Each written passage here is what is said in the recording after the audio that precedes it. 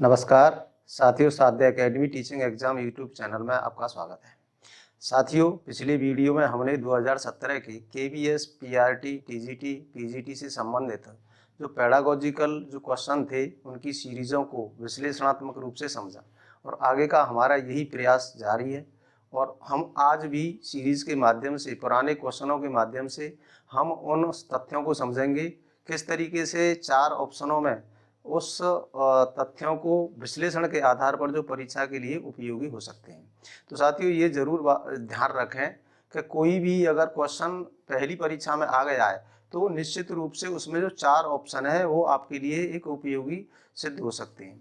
तो उनकी हम सहायता लें, उनसे संबंधित जो हमारे सिद्धांत हैं और उनकी क्या कार्य विधि है, उन कार्य विधियों पर अगर आपने ध्यान दे दिया तो निश्चित रूप से आप अपनी परीक्षा में सहायता प्राप्त करेंगे। तो साथियों, उसी को ध्यान में रखते हुए हमने अपने अनुभवों के आधार पर हर क्वेश्चन के विश्लेषण को आप तक पहुंचाने का प्रयास कर रहे हैं। तो क्वेश्चन कम हो सकते हैं, लेकिन उनमें जो 4 ऑप्शन हैं उनके कहीं ना कहीं हमारे सिद्धांतों से, हमारी पेडागोजिकल जो हमारी शिक्षा शास्त्रीय क्रिया हैं उनसे उनका संबंध होता है। तो साथियों, निश्चित रूप से आप धैर्य रखें कि परीक्षा का समय कितना भी आपके नज़दीक आ रहा है, लेकिन एक सटीक चीज़ों पर आप अपना फोकस करें तो आप परीक्षा में ज़रूर मदद मिलेगी। तो यही हमारा प्रयास है कि आपकी परीक्षा बेहतर हो और आपका उज्जवल भविष्य बने। तो साथियों, हम सीरीज का जो क्वेश्चन है आपके सामने है। तो पहला क्वेश्चन, निम्नलिखित में से कौन सा अधिगम सिद्धांत बच्चों की आदतों में परिवर्तन के लिए सर्वाधिक सामर्थ्यपूर्ण है? 4 ऑप्शन है: प्रयास एवं त्रुटि, शास्त्रीय अनुकूलन, क्रिया प्रसूत अनुकूलन और प्रणोद ह्रास। 4 ऑप्शन है, आप गैस करें, अनुमान लगाएं कि हम अधिगम सिद्धांतों को पढ़ते रहते हैं। खासकर इन सिद्धांतों की तो बहुत ही हमारे अभ्यास के साथ अनुभव जुड़े हुए हैं, फिर भी इनमें कहीं ना कहीं ऐसी चीज़ें हो सकती हैं जो आपके ज्ञान के उससे कहीं अलग हो, और जो चीज़ें उपयोगी हो उन्हें नोट करें, परीक्षा के लिए आपके लिए सहायक हो सकती है। तो साथियों, 4 ऑप्शन है। तो यहाँ पर बालक की जो अधिगम सिद्धांत ऐसा कौन सा है जो बालक की आदतों में परिवर्तन के लिए सर्वाधिक सामर्थ्यपूर्ण है? तो 4 ऑप्शन है। तो यहाँ साथियों सही आंसर है आपका शास्त्रीय अनुकूलन। और शास्त्रीय अनुकूलन मैं आपको समझा दूं, इनमें जो सही आंसर है शास्त्रीय अनुकूलन। शास्त्रीय अनुकूलन जिसे हम आपका पावलोव का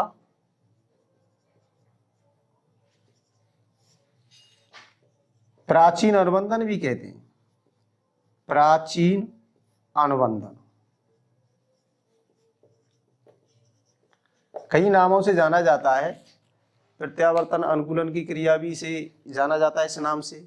शास्त्रीय अनुबंधन क्लासिकल कंडीशनिंग लर्निंग थ्योरी के नाम से जाना जाता है। तो मैं समझता हूं कि जो शास्त्रीय अनुबंधन है वहाँ बच्चों की आदतों का परिवर्तन होता है। वो कैसे होता है तो इसके बारे में हम थोड़ा और विचार कर लें, क्योंकि मैं आपसे यहाँ क्वेश्चनों की जो क्रिया है और आगे इससे संबंधित आ सकती है। होता क्या है कि हम क्वेश्चनों की सिर्फ टिक करते हैं और उस टिक के आधार पर हम अपने अभ्यास सीरीजों को परीक्षा के लिए उपयोगी मान लेते हैं। माना कि ये बात सही है, क्योंकि इससे हमारा अभ्यास मजबूत होता है, फिर भी उससे जुड़ी हुई चीजें, उसी क्वेश्चन से जुड़ी हुई, उससे जुड़े हुए तथ्य, उनका भी हम विश्लेषण कर लें तो कहीं ना कहीं चीजें हमारे अगर ज्ञान कोश से अगर दूर होंगी तो वो हमारी परीक्षा के लिए सहायक सिद्ध हो सकती हैं। तो शास्त्रियों में आपको बताऊं कि यहाँ आपको पता है कि इसमें जो उद्दीपक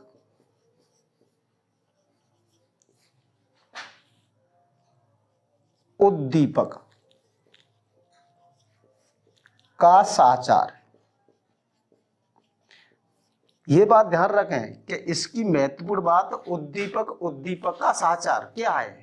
तो ध्यान रखें, एक तो इसमें एक है आपका UCS जो अनकंडीशनल स्टिमुलस है, जो हमारा भोजन है, ये एक उद्दीपक है भोजन। और प्लस दूसरा उद्दीपक है एक कंडीशनिंग स्टिमुलस जो एक घंटी की ध्वनि है। ये दोनों ही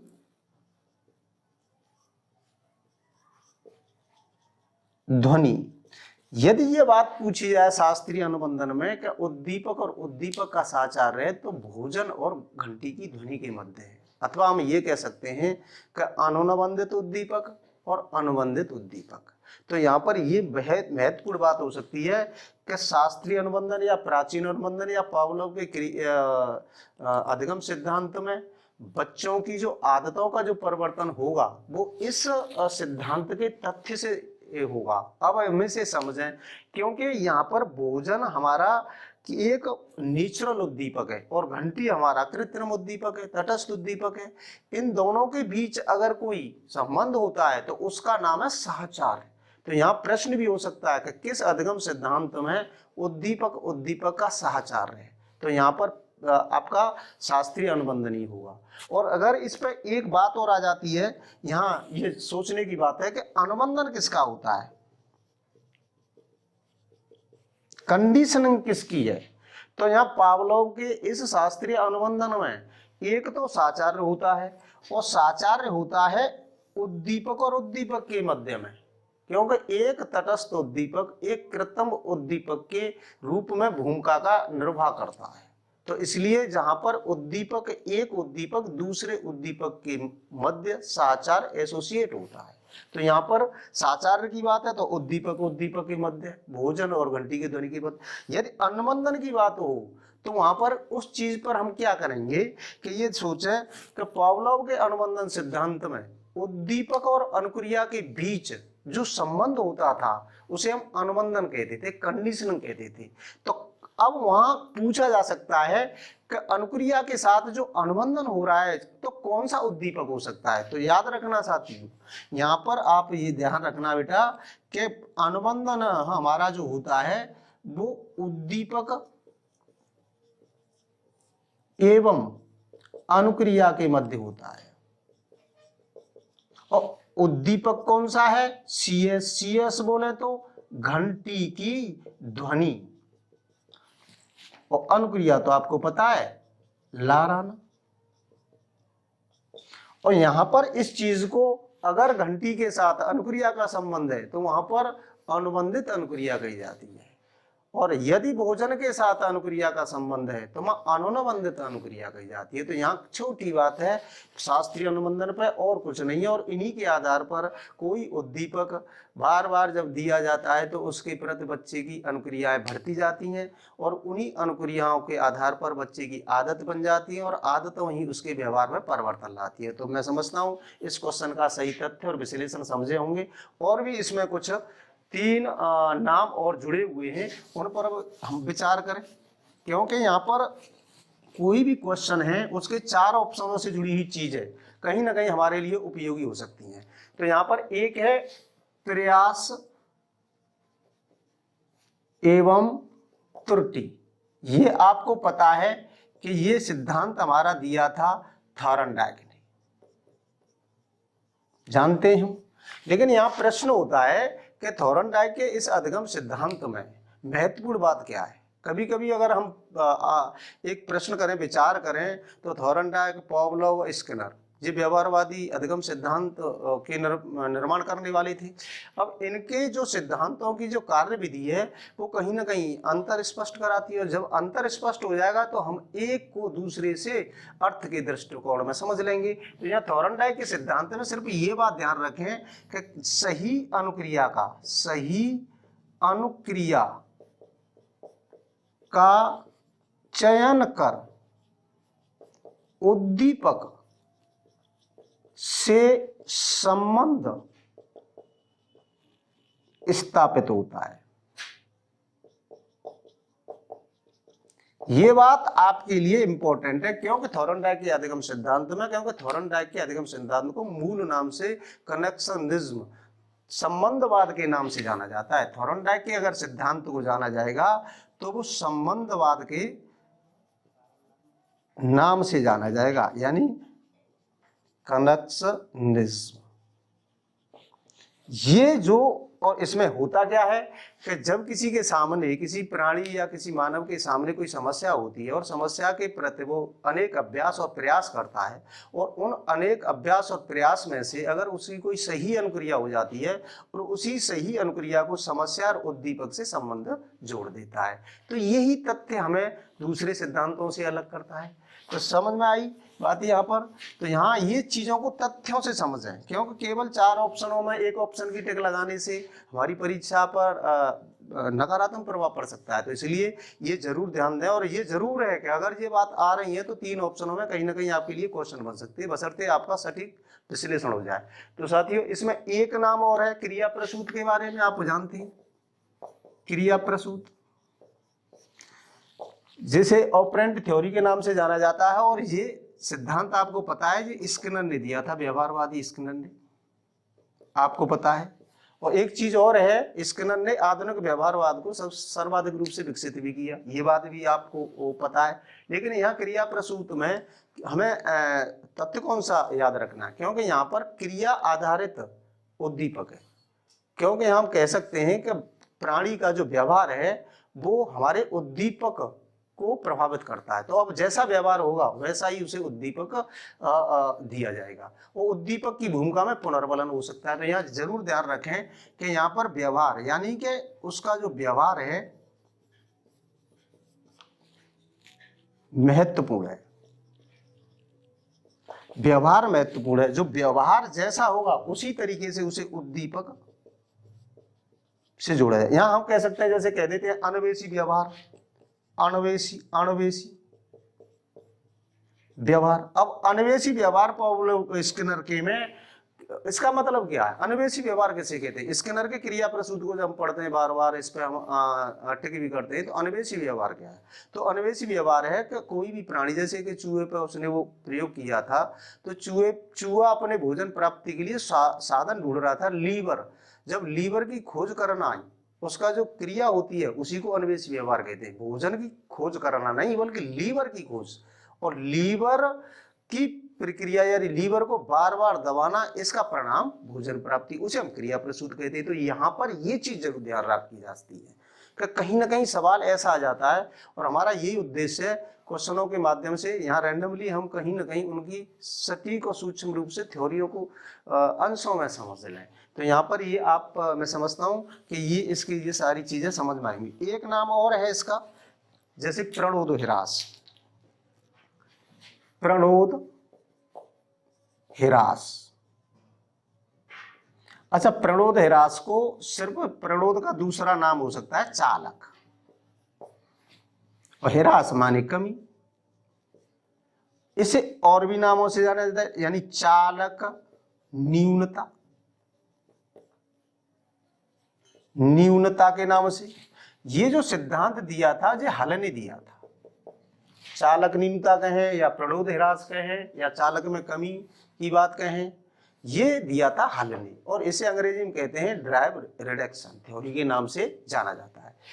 अगर आपसे ये बात हल के बारे में, क्योंकि ये भी एक व्यवहारवादी है और जो पुनर्बलन को ये भी मानता है, और अगर ये पुनर्बलन को मानता है तो इसके सिद्धांत की महत्वपूर्ण विशेषता या प्रमुख विशेषता क्या है? तो ध्यान रखें, जैसे आपने ये पढ़ा है कि आदत का परिवर्तन होता है, उसी तरीके से अगर कहीं आदतों का निर्माण होता है, यानी कि हैबिट फैमिली के नाम से भी जाना जाता है इस सिद्धांत को, है आदत, आदत परिवार निर्माण, और भी जाना जाता है, क्योंकि ये हमारी जैविक आवश्यकताओं की पूर्ति के लिए प्राणी जो कार्य करता है जैविक आवश्यकता है। और इसमें कहा गया है कि हमारी जब आवश्यकता पूर्ति होती है, इस चीज को तो हम जानते हैं, क्योंकि हल ये कहता है कि कोई हमारी आवश्यकता है, आवश्यकता है, और आवश्यकता कोई भी हमारी हो सकती है, तो उस आवश्यकता को प्राप्त करने के लिए हमारा व्यवहार होता है, और व्यवहार ही हमारा एक चालक है। इसे हम चालक का नाम देते हैं, ड्राइव का। और यदि अगर हमारी आवश्यकता की प्राप्ति हो जाती है तो हमारे व्यवहार में कमी हो जाती है। आवश्यकता की अगर प्राप्ति होने पर ही हमारे व्यवहार में कमी होगी, अथवा चालक में न्यूनता आएगी। तो हम यहाँ कई तरीके से जान सकते हैं। इसे ये भी कह सकते हैं कि आवश्यकता की कमी, और दूसरा व्यवहार में कमी। व्यवहार में कमी होना ही आवश्यकता की कमी, आवश्यकता की कमी का मतलब है आवश्यकता की पूर्ति हो गई तो हमारा व्यवहार हो गया, व्यवहार कम हो गया। तो यहाँ पर जो प्राप्त होता है, आवश्यकता की जो पूर्ति होती है, तो वहां उसे हम एक लक्ष्य के रूप में जानते हैं।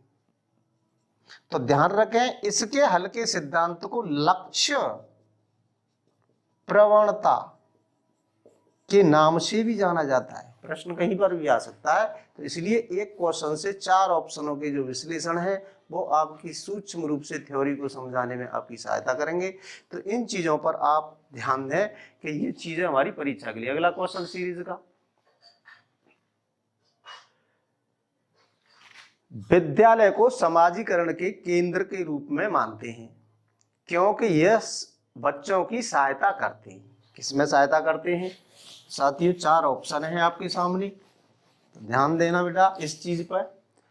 कि पहला ऑप्शन है नागरिकों के रूप में विकसित होने में, दूसरा ऑप्शन है मूल्यों और परंपराओं को ग्रहण करने में, तीसरा ऑप्शन है समाज में अपनी भूमिका के प्रति सजग होने में, और चौथा ऑप्शन है ऐसा ज्ञान प्राप्त करने में जिससे वह समाज को समझ सकते हैं। तो यहाँ मैं समझता हूँ कि ये एक विद्यालय की जो भूमिका के रूप में, यानी विद्यालय को समाजीकरण के केंद्र के रूप में मानते हैं क्योंकि ये बच्चों की सहायता करते हैं। तो यहाँ मैं समझता हूँ कि आपने सही उत्तर का चयन कर लिया हुआ। इसका जो सही आंसर है ऐसा ज्ञान प्राप्त करने में जिससे वह समाज को समझ सकते हैं। तो यहाँ पर सही आंसर है। लेकिन फिर भी एक बार, क्योंकि आपके जो विद्यालय संगठन की बात कही गई है इस सिलेबस में, केंद्रीय विद्यालय संगठन के सिलेबस में, तो इसमें विद्यालय के बारे में सूक्ष्म जान लें कि विद्यालय की जो संकल्पना है वो हमारे समाज के लघु रूप में प्रदर्शित होती है। और इस विचार को जॉन डीवी ने दिया था।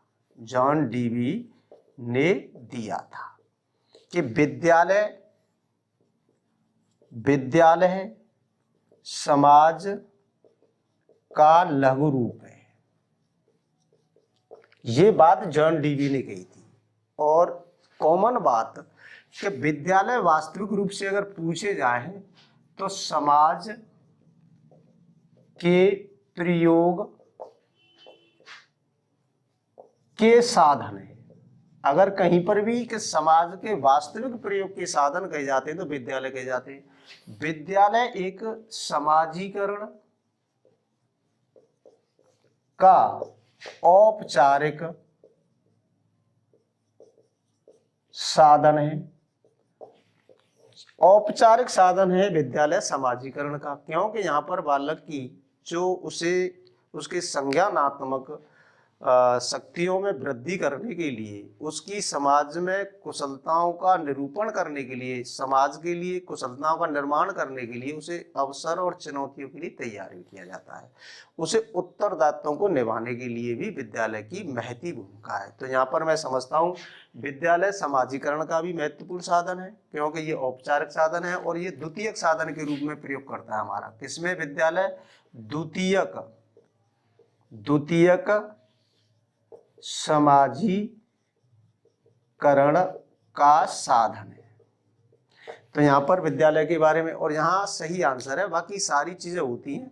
समझ वाला सवाल है कि नागरिक के रूप में भी हमें विकसित करता है और हमारे मूल्यों और परंपराओं का भी ग्रहण करता है, लेकिन ये सभी चीजें हमारे चौथे ऑप्शन में समाहित हो जाती हैं। इसलिए इसे मैंने पिछले क्वेश्चन में भी कहा था कि अगर ऐसे सवाल हों जहाँ पर किसी भी हमारे कारक की, उपकरण की कहीं पर भी भूमिका हो, इंडिविजुअल भूमिका हो, और उन व्यक्तिगत भूमिकाओं का एक समग्र रूप से योगदान वाला ऑप्शन हो, तो वहाँ हमारा टीचिंग एप्टीट्यूड यानी शिक्षण अभिवृत्ति पर आधारित सवाल होते हैं। तो आप जितने भी ज़्यादा से ज़्यादा शिक्षण अभिवृत्ति के सवाल हों उन्हें आप जरूर कर लें, क्योंकि उनमें एक सर्वाधिक उचित वाला सवाल होता है। तो अगला क्वेश्चन सीरीज का, निःशुल्क एवं अनिवार्य शिक्षा का अधिकार अनुच्छेद 45 से हटाकर अनुच्छेद 21A में रखा गया है।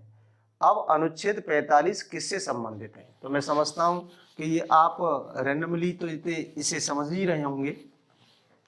पहला ऑप्शन है 6 वर्ष तक की आयु के बच्चों की शिक्षा और देखभाल। दूसरा ऑप्शन है जन्म से 14 वर्ष तक की आयु के बच्चों की शिक्षा और देखभाल। तीसरा ऑप्शन है 14 वर्ष से अधिक आयु के बच्चों की शिक्षा और देखभाल। चौथा ऑप्शन है 14 वर्ष तक विद्यालय छोड़ देने वाले बच्चों की शिक्षा और देखभाल। तो मैं समझता हूं यहाँ इसका सही जो आंसर है पहला है, 6 वर्ष तक की आयु के बच्चों की शिक्षा और देखभाल। लेकिन इसे थोड़ा विश्लेषण के तौर पर समझें।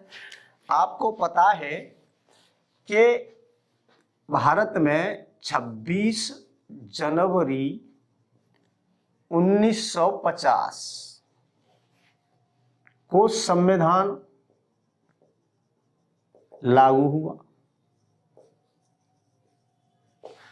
जब संविधान लागू हुआ था तो शिक्षा को संविधान के भाग 4, संविधान के भाग 4 में जो नीति निर्देशक तत्व कहे जाते हैं, नीति निर्देशक तत्व, उनके जो अनुच्छेद, आपके अनुच्छेद हैं 36 से 51 अनुच्छेद, और उसका ही नीति निर्देशक अनुच्छेदों के अंतर्गत आने वाला अनुच्छेद 45 है। उस समय शिक्षा के अनुच्छेद 45 को केवल और केवल नीति निर्देशक तत्वों के तहत आगे बढ़ाना था, और ये प्रावधान था कि अगले 10 वर्ष तक, 10 वर्ष यानी 10 वर्ष तक प्राथमिक शिक्षा के लक्ष्य को पूरा करना है। ये बढ़ते बढ़ते बढ़ते बढ़ते बात आगे बढ़ती गई और लक्ष्य पूरा नहीं हुआ प्राथमिक शिक्षा का। तो फिर हमारा संविधान का 2002 में 86वां संविधान संशोधन हुआ,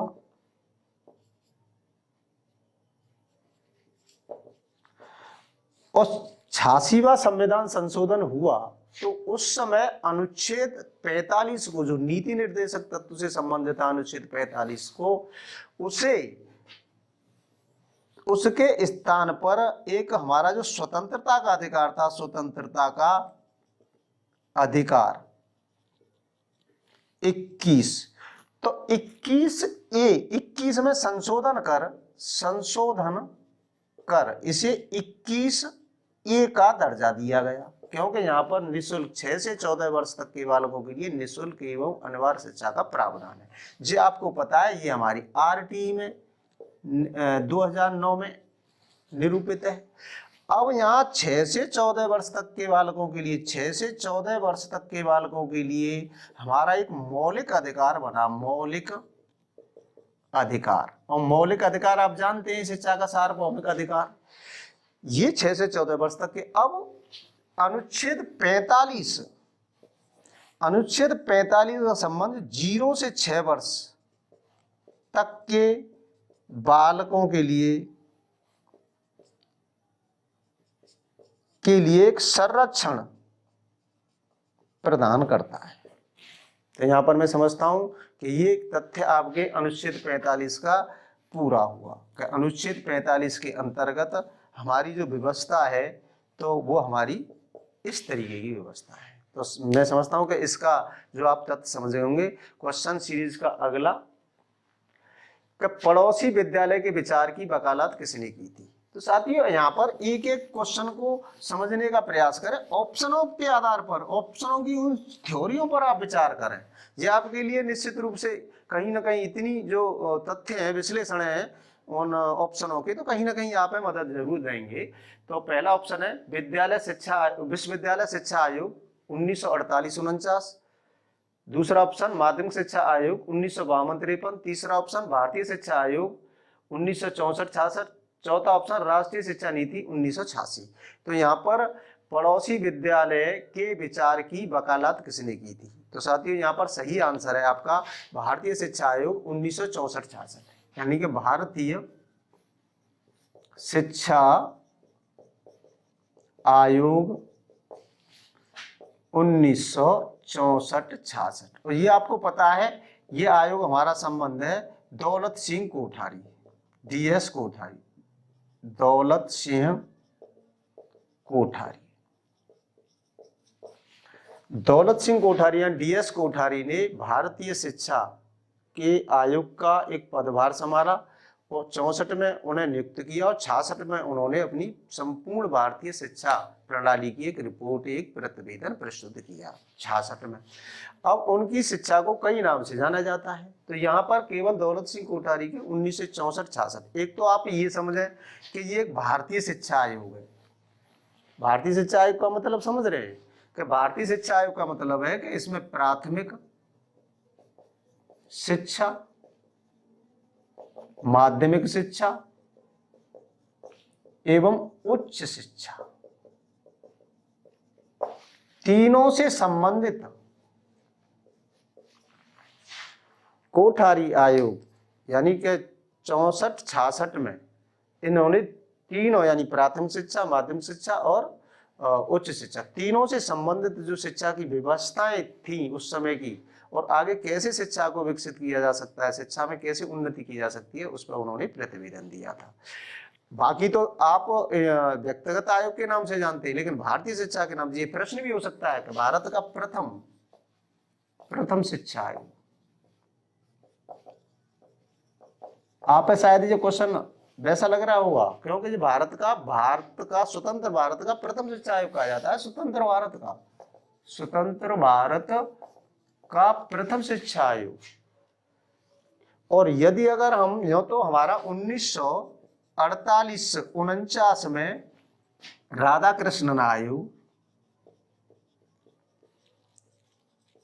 जो हमारा उच्च शिक्षा आयोग थे,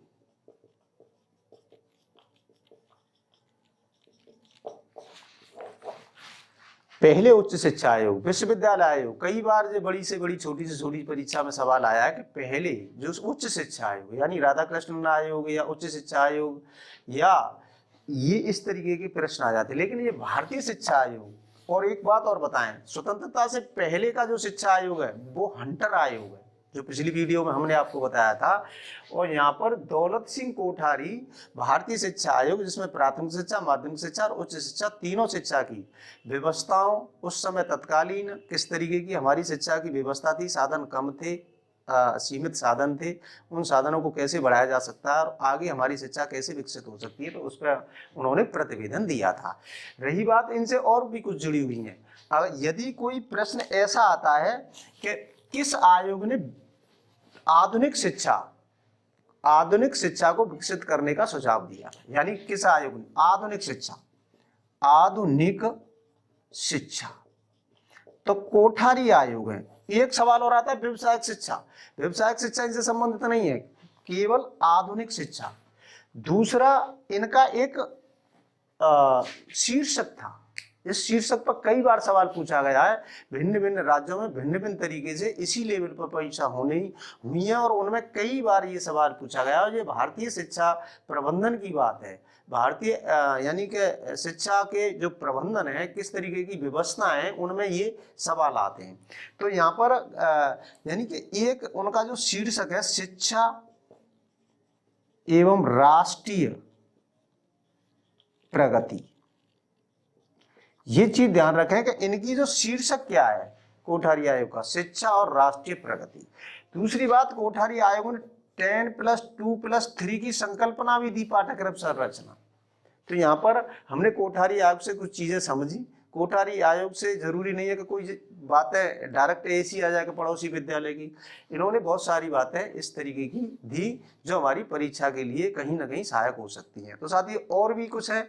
विश्वविद्यालय आयोग आपका 1948-49 में जो भारत के प्रथम उपराष्ट्रपति थे और द्वितीय राष्ट्रपति थे जो डॉक्टर राधाकृष्णन, और राधाकृष्णन के बारे में आप जानते हैं कि राष्ट्रीय शिक्षक भारतीय शिक्षक दिवस जो मनाया जाता है डॉक्टर राधाकृष्णन की ही उस पर मनाया जाता है, जन्म दिवस पर। तो यहाँ हम उनके बारे में ये छोटी सी जानकारी जरूर रखें। अब एक और है आपका जैसे माध्यमिक शिक्षा आयोग। माध्यमिक शिक्षा आयोग के बारे में आपको जानकारी है कि वो आपके हैं लक्ष्मण प्रसाद मुदालियार, जो कि 1952-53 में ये पढ़ते रहते हैं। और अगर यहाँ पर एक प्रश्न है कि जो हमारे एनसीएफ, ध्यान रखना इनकी जो आयोग है इसके आयोग के अध्यक्ष लक्ष्मण प्रसाद मुदालियर। उस समय की जो भारतीय केवल, और इन्होंने, इनकी जो शिक्षा का मूल विषय था माध्यमिक शिक्षा, माध्यमिक शिक्षा, और माध्यमिक शिक्षा आयोग के नाम से जाने जाते हैं। ये चीज मोटे तौर पे हम पढ़ते रहते हैं और भिन्न भिन्न परीक्षाओं में हमें देखा भी गया है, लेकिन कुछ चीजें इनसे जुड़ी हुई ऐसी भी हो सकती हैं जो हमारे अभ्यास से कहीं अलग हो, उन चीजों को जरूर नोट करें। तो देखिए, आपने ये पढ़ा है कि 10+2+3 संकल्पना संरचना किसने दी पाठ्यक्रम की? कोठारी आयोग ने। अगर प्रश्न आ जाए 7+4+3 की संकल्पना किसने दी, तो ध्यान रखना ये लक्ष्मण प्रसाद मुदालियर ने दी, क्योंकि अब ये संरचना पर बहुत सारे क्वेश्चन आ रहे हैं। नई शिक्षा नीति पर भी 5+3+3+4 की संकल्पना है, ऐसे ही जो कोठारी पर 10+2+3। लेकिन ये भी प्रश्न हो सकता है कि 7+4+3 किन की संकल्पना है। दूसरा, इन्होंने जो माध्यमिक शिक्षा का जो स्तर बताया था, तो उन्होंने ये बात कही थी कि इनको व्यावसायिक शिक्षा, व्यवसायिक शिक्षा पर सर्वाधिक रूप से बल दिया। ये आपके लिए कहीं ना कहीं महत्वपूर्ण हो सकता है। आधुनिकीकरण की शिक्षा किस पर, आधुनिकीकरण की शिक्षा पर बल किसने दिया? कोठारी आयोग ने। लेकिन व्यवसायिक शिक्षा पर किसने बल दिया? मुदालियर आयोग ने। और 1952-53 में अपना जो प्रतिवेदन दिया, तो भारतीय शिक्षा की संरचना को उन्होंने 7+4+3 की संरचना के आधार पर विकसित किया। ये बात हो गई। लेकिन एक चीज आपकी नजरों से दूर होगी, एनसीएफ 2005 में प्रश्न आ जाता है कि एनसीएफ 2005 किस आयोग के विचार सम्मिलित किए गए? एनसीएफ 2005 में किस आयोग के विचार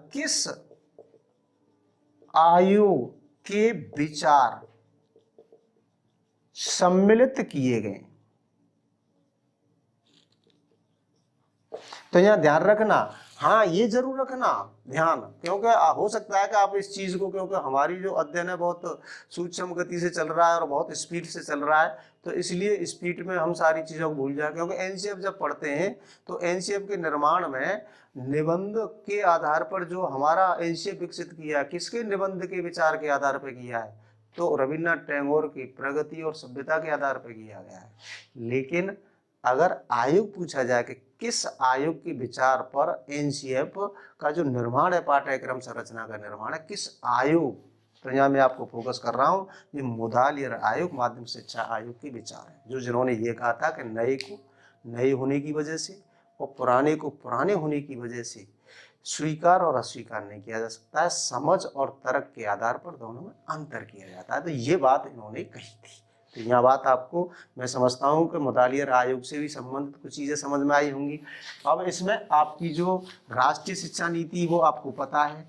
राष्ट्रीय शिक्षा नीति जैसे ही एडमिनिस्ट्रेशन आगे की सीरीज जो होंगी, तो उस पर जिस तरीके से एक विश्लेषणात्मक मजबूत जो तथ्य होंगे उनके साथ आपसे जोड़ेंगे। तो ये तो आपको बताया, राष्ट्रीय शिक्षा नीति 1986 जिस समय जब घोषित की गई थी, तो उस समय हमारी शिक्षा, इससे पहले हमारी शिक्षा, हाँ ये जरूर समझ लें कि NEP 1986, यहाँ से हमारी शिक्षा का एक जो नवाचार, शिक्षा में जो नवाचार का जो विकास होता है वो यहाँ से होता है।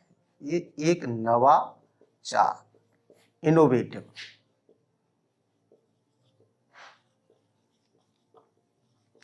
इनोवेटिव जो हमारा डेवलपमेंट होता है एजुकेशन में, तो वो हमारी इससे होता है। और इसकी सही बात यह है कि समावेशी शिक्षा, ध्यान रखें, समावेशी शिक्षा की जो संपूर्ण रूप से जो व्यवस्था की गई थी, वो हमारी NEP 1986 में की गई। और इसी समावेशी के तहत बाल केंद्रित शिक्षा की संकल्पना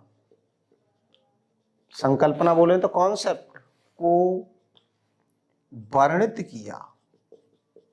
वर्णित माने कि बालक को केंद्र बना करके, बालक की व्यक्तिगत भिन्नताओं को ध्यान में रख करके, और हमारी जो शिक्षा प्रक्रिया समावेशित की जाए, तो इसमें समावेशी में अक्षम सक्षम सभी तरीके के बालकों की जो व्यक्तिगत भिन्नताएं उनके आधार पर शिक्षा करने की जो व्यवस्थाएं की गई थी।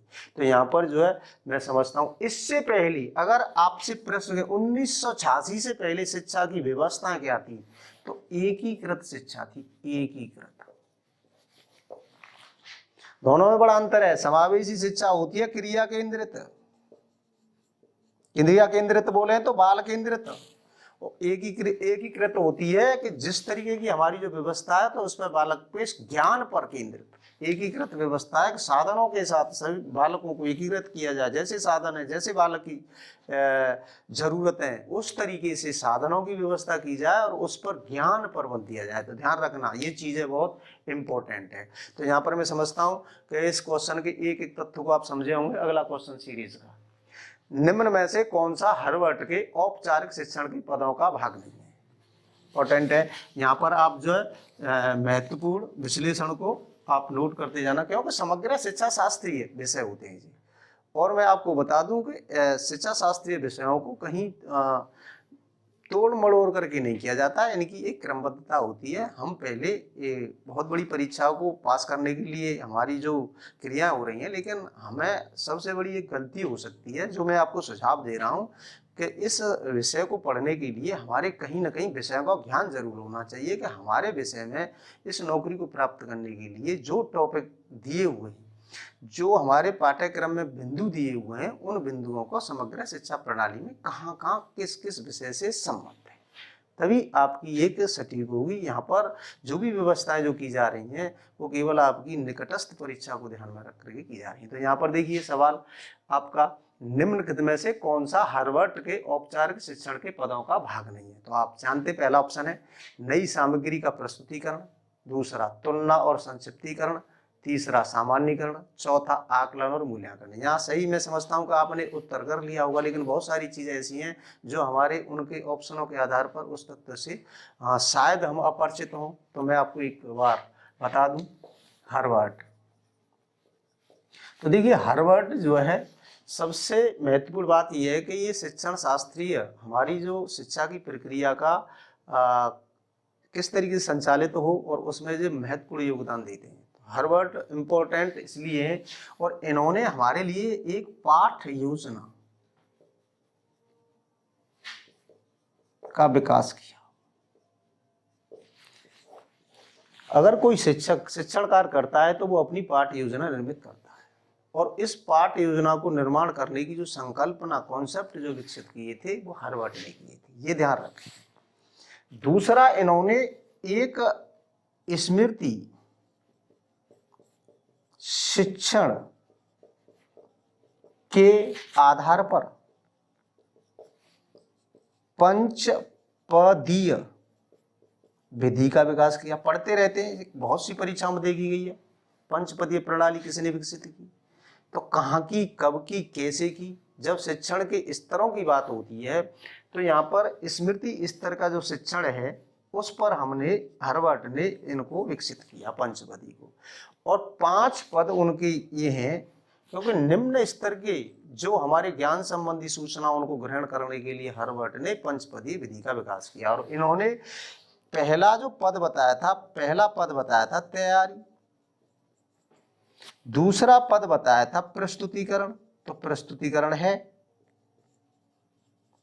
और तीसरा जो पद बताया था तुलना, कि तुलना भी की जाती है ज्ञान की। जैसे ही हमारी तैयारी है तो तैयारी हमारी पाठ्य योजना के से संबंधित हुई। प्रस्तुतिकरण जो पाठ्य योजना है, जो हमारे इन टीचिंग प्रोसेस जो अंत शिक्षण अवस्था में जब हम इसे प्रयोग करते हैं तो प्रस्तुतिकरण है, जिसमें हम प्रस्तावना कौशलों अथवा छात्र के पूर्व ज्ञान से परिचित होते हैं। अब फिर हम उसकी तुलना करते हैं, और चौथा हम करते हैं इसके निष्कर्ष निकालते हैं, और निष्कर्ष निकालने के बाद हमारा होता है प्रयोग, और प्रयोग को ही हम कहते हैं सामान्यीकरण। सामान्यीकरण अथवा हम जनरलाइजेशन करते हैं। तो ये 5 पद हैं। तो इसमें समझता हूं आपका सामान्यीकरण है, आपका प्रस्तुतिकरण है, और आपका तुलना है।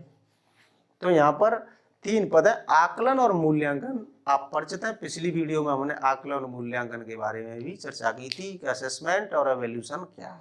तो यहाँ पर जो बोर्ड देते हैं, जिस तरीके से केंद्रीय विद्यालय की भर्ती में या जैसे सेंट्रल गवर्नमेंट की जितनी भी परीक्षा होती हैं, तो आकलन और मूल्यांकन और निर्माणात्मक मूल्यांकन, इनके कॉन्सेप्ट को वो अलग अलग तरीके से करते हैं। तो आकलन दौरान, अगर शिक्षण प्रक्रिया के दौरान, और मूल्यांकन निष्पादन अचीव का, तो इन दोनों में ये अंतर है। तो मैं समझता हूँ कि इसका आप जो है संक्षिप्तीकरण भी समझ गए होंगे, कि इसके अर्थ को भी समझ गए होंगे कि हर्बर्ट कौन था, इससे का योगदान क्या था। क्वेश्चन अगला सीरीज का,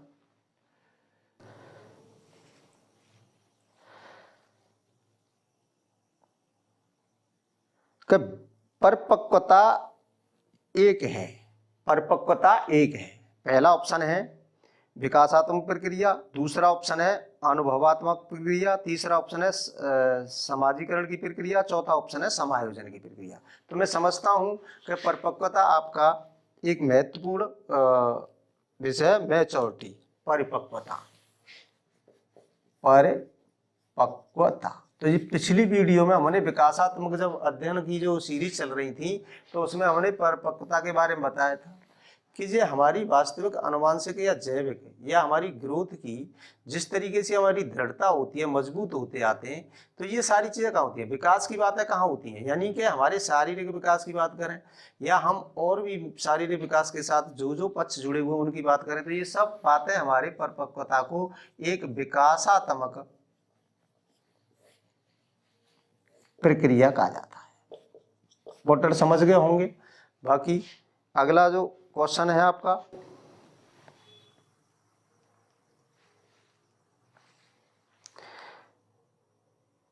बच्चों के व्यक्तित्व का सर्वांगीण विकास तभी अर्थपूर्ण होता है जब, पहला ऑप्शन शारीरिक रूप से स्वस्थ होते हैं, दूसरा ऑप्शन सांवेगिक रूप से स्थिर होते हैं, तीसरा सक्रिय होते हैं, चौथा अपनी कमियों और शक्तियों के बारे में पूर्णतः सजग होते हैं। तो मैं समझता हूँ चौथा ऑप्शन इसका सही है, क्योंकि ये ऐसे टीचिंग एप्टीट्यूड से जुड़े हुए सवाल होते हैं, तो इनका सही उत्तर आपका ये चौथा ऑप्शन सही है। अगला क्वेश्चन, निम्नलिखित में से कौन सा तत्व न्यूनतम अधिगम स्तर की महत्वपूर्ण विशिष्टता नहीं है। तो पहला ऑप्शन है अधिगम निपुणता, दूसरा है लघुपद, तीसरा व्यक्तिगत भिन्नताएं, चौथा सतत एवं व्यापक मूल्यांकन। तो मैं समझता हूँ लघुपद नहीं है। तो यहाँ पर ये केवल और केवल हमारे जो शिक्षण अभिवृत्तियों पर आधारित है कि हमारी शिक्षण में एक शिक्षक की और छात्र के बीच सीखने सिखाने की जो प्रक्रिया होती हैं, तो वो किस तरीके से अनुकूल होती हैं, बच्चे के सर्वांगीण विकास में हमारे क्या क्या योगदान हो सकते हैं। तो सर्वांगीण विकास एक बहुत ही व्यापक शब्द है, जिसमें सभी तरीके के पक्ष, सभी तरीके के बच्चे के विकास आयाम विकसित होते हैं। अगला क्वेश्चन,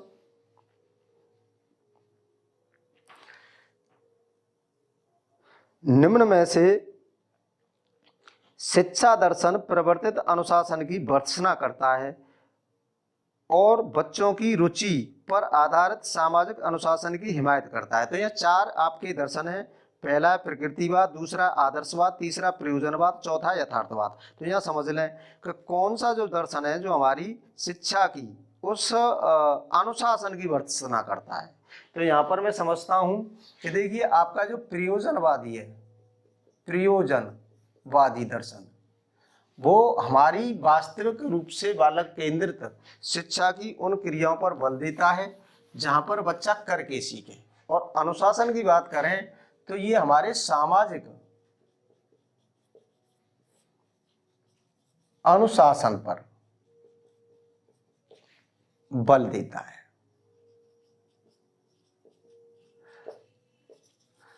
और आपको बताएं कि जो आदर्शवाद है, आदर्शवाद का अनुशासन जो होता है वो कठोर अनुशासन होता है, कठोर अनुशासन। और यदि अगर हम प्रकृतवाद के अनुशासन की बात करें तो ये हमारा स्वतंत्रता पर बल देता है, स्वतंत्रता पर बच्चे की स्वतंत्रता पर बल देता है। यदि हम यथार्थवाद की बात करें,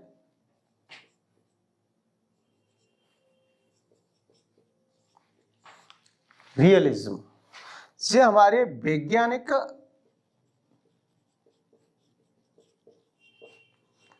प्रत्यक्ष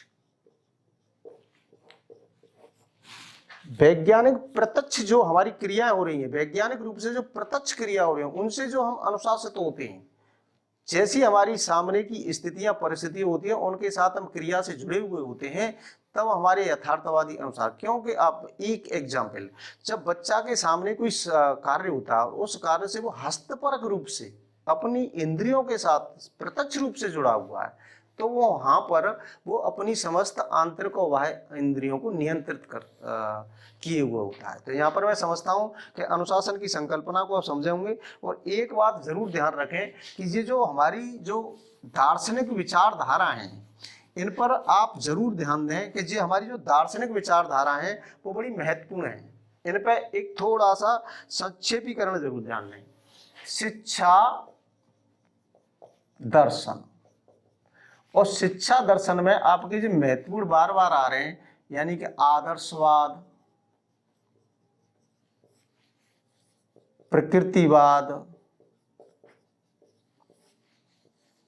प्रयोजनवाद, यथार्थवाद। तो बेटा यहाँ ये जरूर ध्यान दें कि आपके बीएड, डीएड, डीएलएड जितने भी शिक्षा शास्त्रीय आप कोर्सों में आप शिक्षक प्रशिक्षण की अपनी जो है अध्ययन अध्यापन से जुड़े हुए हो, तो इनसे तो आपको जरूर ही परिचित होना है। और ये यही नहीं कि ये हर राज्य की परीक्षाओं में शिक्षा दर्शन के इन पाश्चात्य दर्शनों की शिक्षा के कहीं ना कहीं अर्थ से आपको जुड़ना पड़ेगा। तो ये वैसे आपको बताएं, ये चारों के चारों जो दर्शन है, ये पाश्चात्य शिक्षा दर्शन, हालांकि में दार्शनिक आधुनिक दार्शनिक विचारधारा है, पाश्चात्य दार्शनिक विचारधारा है। तो इनका मतलब क्या है कि ये बार बार जोड़ दिए जाते हैं। और देखने को अगर इनसे जुड़ी हुई बातों को देखा जाए तो आज के परिदृश्य में, आज के हम वर्तमान शिक्षा की क्रियाओं के दौर में, तो हम इन दर्शनों के कार्यों से बहुत कम रूप से जुड़े हुए हैं।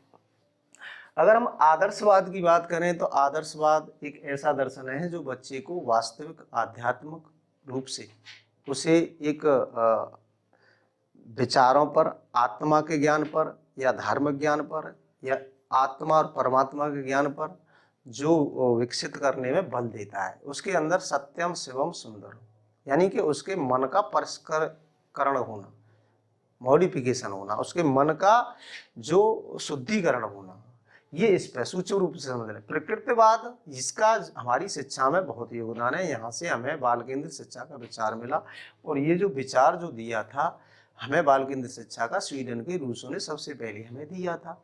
और इसमें हमें बाल केंद्रित शिक्षा की जो व्यवस्थाएं हैं उनसे जुड़ करके हम पाठ्यक्रम का निर्माण कर रहे हैं, उनकी व्यक्तिगत भिन्नताओं को जान करके हम अपनी क्रियाओं को संचालित कर रहे हैं। तो ये सारी जो बातें हमारी कहूँ बाल केंद्रित, इससे प्रयोजनवाद हमारी क्रिया पर आधारित है। इस पर बहुत से लोग आपके जुड़े हैं, जैसे एक डीवी भी है, आपने सुना होगा, जॉन डीवी है, सामाजिक अनुशासन पर बल देता है। जॉन डीवी किलपैट्रिक ने प्रोजेक्ट मेथड भी दिया था, और इसका एक सबसे महत्वपूर्ण बात यह है कि ये करके सीखने पर बल देता है। अब बात आई यथार्थवाद। अब ये यथार्थवाद क्या है? रियलिज्म। अब इसकी जो ये है एक प्रत्यक्षवाद। अब प्रत्यक्षवाद हम कैसे, जो हम हैं, यानी कि हमारे सामने जो भी है, जो समस्या या जो भी हमारे भौतिक स्थूल है, वैज्ञानिक क्रिया है, उनसे हम प्रत्यक्ष रूप से जुड़े हुए हैं। तो हम कहीं ना कहीं जब हम प्रत्यक्ष रूप से जुड़े हुए होते हैं, तो उनके साथ जब हमारी मानसिक शक्तियां या हमारी शारीरिक शक्तियां कार्य कर रही होती हैं, तो तब हम अपनी उन इंद्रियों में कहीं ना कहीं नियंत्रित होते हैं। तो यहाँ पर ये हमारी जो पाश्चात्य जो विचारधारा है, जिस शिक्षा दर्शन में, जो महत्वपूर्ण है, और इनको बहुत सी परीक्षाओं में DSSB से सवाल आता है।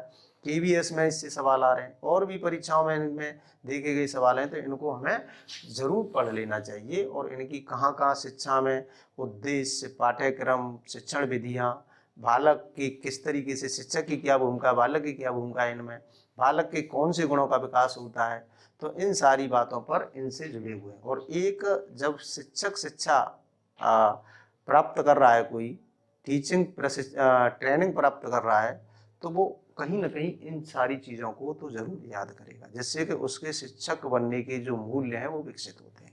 तो साथियों, यहाँ पर कुछ क्वेश्चनों के माध्यम से जो हमने उनके जो विश्लेषण किए हैं, उन सिद्धांतों को समझा है सूक्ष्म रूप से, तो इनसे हमें परीक्षा में बहुत कुछ सहायता मिलेगी। और आगे की भी क्रिया हम जैसे जैसे होंगे जो महत्वपूर्ण हैं, उनसे सीरीज के माध्यम से आपसे जुड़ेंगे। तब तक के लिए हम आपसे इजाज़त चाहते हैं। नमस्कार।